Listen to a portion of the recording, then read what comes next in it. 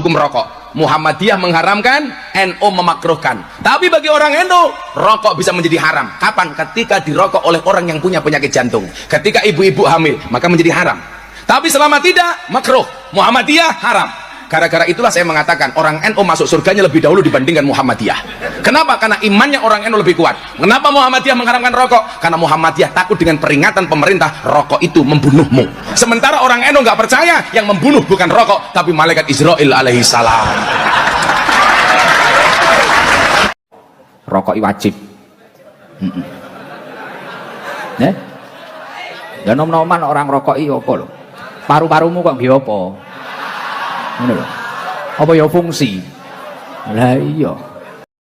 Ngerokok nih kuwi setiap hisapan itu orang kok ngerokok setiap satu hisapan itu mendapatkan pahala. Percaya ora? Aku gak membenarkan diri. Lho kok iso Gus? Satu hisapan satu pahala nggih. Polakno tirunan. Sak hisapan ini ki aku apa mur nyebal nyebul koyo sampean boten. Sak hisapan ini ke Allah. Ngetokne beluk. Ngono. Berarti dadine Allah. Jadi setiap nafas yang keluar itu dipastikan, dan setiap nafas yang kita hirup itu dipastikan selalu berzikir kepada Allah Subhanahu wa ta'ala. Semua teman-teman yang masih melalui masa merokok ini, saran saya, dan setiap kali teman-teman sekalian ada nasihat yang sampai kepada Anda, maka jangan defense dulu, jangan kita mempertahankan dulu perbuatan kita, tapi coba cerna nasihat itu.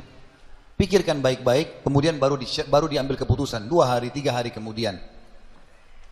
Berhubungan dengan masalah rokok teman-teman sekalian, kita semua tahu, semua pemerintahan di seluruh dunia, semua dokter dan semua ulama, tidak terkecuali yang berpegang pada Al-Quran dan Sunnah, betul-betul dia pegang pada dengan ilmu syar'i yang benar, pasti melarang. Makanya semua pemerintah suruh tulis. Walaupun ada pabrik rokok, tulis rokok itu menyebabkan impoten, sakit, segala macam, apalah, semua ditulis. Indonesia sekarang, dulu gambarnya orang-orang kuat, berotot segala macam, padahal belum tentu orang yang di iklan itu merokok, gitu kan. Ditulis di bawahnya impoten, apalah, keguguran kalau perempuan hamil. Sekarang sudah mending sedikit. Mulai diganti gambarnya orang merokok, ditulis rokok bisa membunuhmu. Kalau harapan saya ke depan, tahapannya adalah tulisannya yang besar. Rokok bisa membunuh, di bawahnya foto kecil saja. Karena tulisan begitu saja masih banyak orang melanggarin. Seperti seakan-akan pemerintah suruh tulis itu cuma main-main. Padahal sebenarnya bukan, saudara seiman. Itu hasil penelitian. Seluruh dunia ini, seluruh dunia, seluruh pemerintah, seluruh dokter yang masih sehat pikirannya. Kalau ada dokter yang merokok ini jadi tanda tanya.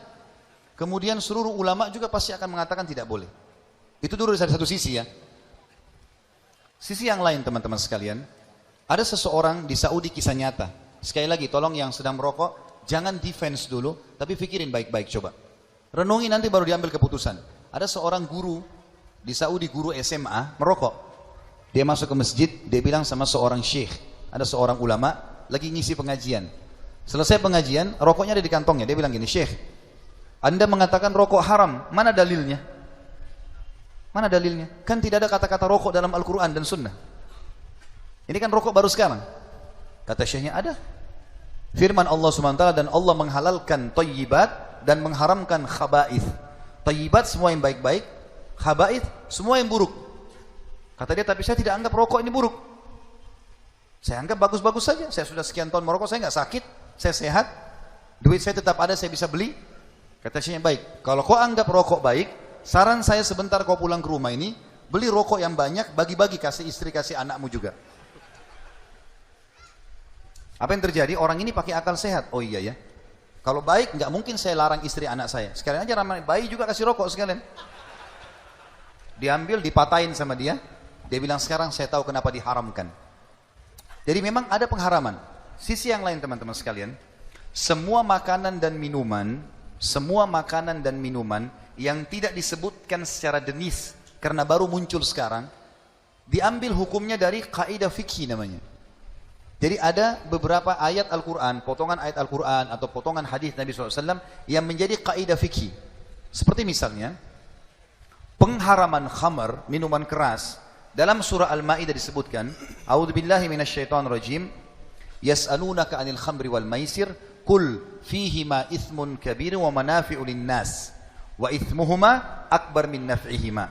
Al-ayah. Artinya, ditanyakan hai Muhammad kepadamu tentang khamr dan judi. Katakan keduanya memiliki mudarat, dosa, dan ada manfaatnya buat orang. Orang kalau minum khamr, hangat badannya, fly pikirannya, dia bisa lebih tenang, dia rasa begitu. Judi, bisa dia merasa hiburan, tapi kata Allah, dosanya, bahayanya lebih besar daripada manfaatnya. Jadi keluar kaidah fikih, semua yang mudaratnya lebih besar daripada manfaatnya, hukumnya haram. Karena memang Allah mengharamkan khamr gara-gara itu. Sekarang kalau kita kembali ke rokok teman-teman sekalian, hitung atau lihat manfaat dan mudaratnya. Mungkin satu-satunya konsumsian yang dijual luas tidak punya tanggal expire cuma rokok. Karena memang dia berisi racun yang berbahaya, maka tidak butuh tanggal expire. Sekarang ditambah foto lagi, gambar leher yang hasil pembakaran luka segala macam gitu. Saya punya paman dulu waktu saya masih SMP di Mesir tahun 89. Saya kebetulan numpang di rumah beliau. Semoga Allah jaga beliau. Waktu itu beliau masih merokok, sekarang alhamdulillah sudah ditinggal. Dia panggil saya waktu saya masih SMP. Dipanggil, saya masih kelas 3 SMP waktu itu dipanggil, Khalid sini. Hati-hati jangan pernah merokok. Alhamdulillah saya tidak merokok sama sekali.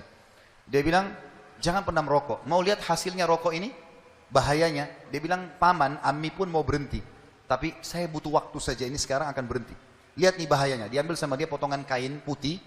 Lalu asap rokok itu setelah dia isap, ditiupkan ke kain putih itu. Ditempelkan di mulutnya, ditiup. Langsung belang tuh, berwarna hitam kain putih itu. Di titik yang ditiupin asap itu. Dia bilang, ini keadaan jantung dan paru-paru kami yang merokok. Di dalam ini sebenarnya rusak ini. Dan kita tahu kalau teman-teman berobat ke dokter, yang paling dokter tanya pertama apa? Merokok atau tidak? Minum minuman keras atau tidak? Ini semua pertanyaan ada alasannya. Jangan kita lalai dari situ. Jangan sudah jelas-jelas peringatan dari semua sisi datang, kita masih mengatakan nggak masalah. Orang tua saya atau kakek saya merokok sampai umur sekian tidak mati. Bukan masalah itunya. Memang karena orang mati ajalnya datang, gitu kan? Tapi permasalahannya adalah pelanggaran-pelanggaran yang terjadi. Kita merusak kesehatan itu dosa. Kita membuang-buang uang, membeli sesuatu yang tidak bermanfaat juga dosa. Belum lagi istri dan anak perokok pasif. Pasif bahaya. Secara medis itu lebih berbahaya bagi orang yang merokok.